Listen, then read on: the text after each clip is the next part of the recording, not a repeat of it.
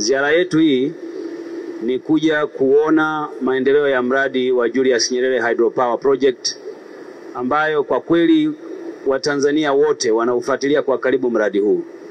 Kama mnavyofahamu, tulianza mara ya kwanza, tukapata mashine ya kwanza baada ya kuwa imekamilika mwezi wa pili mwaka wa jana.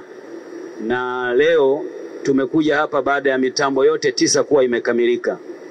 Chukua nafasi hii kwa kweli kumshukuru sana Mheshimiwa Dr. Samia Suluhu Hassan, Rais wetu wa Jamhuri ya Muungano wa Tanzania, ambaye amekuwa na msukumo mkubwa sana kwenye mradi huu, kwa sababu aliupokea ukiwa kwa kweli 30% hivi wakati wa utekelezaji wake, na kwa kipindi kifupi cha ndani ya miaka 4 ya uongozi wake ameweka historia nyingine ya kukamilisha huu mradi kwa wakati.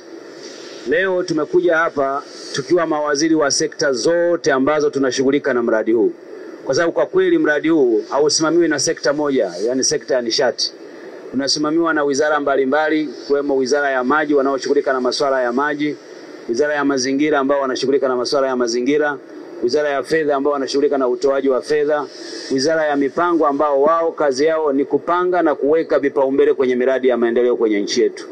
Tumekuja leo tukiwa wenye furaha kubwa kwamba sasa mitambo yote 9 imekamilika, inazalisha umeme, na nafurahi kuwajulisha Watanzania kuwa ile ndoto ya kuwa na umeme kutoka kwenye chanzo hiki kikubwa hapa Afrika, yani kwenye bonde la mto huu Rufiji, imekamilika baada ya msukumo mkubwa wa Mheshimiwa Rais.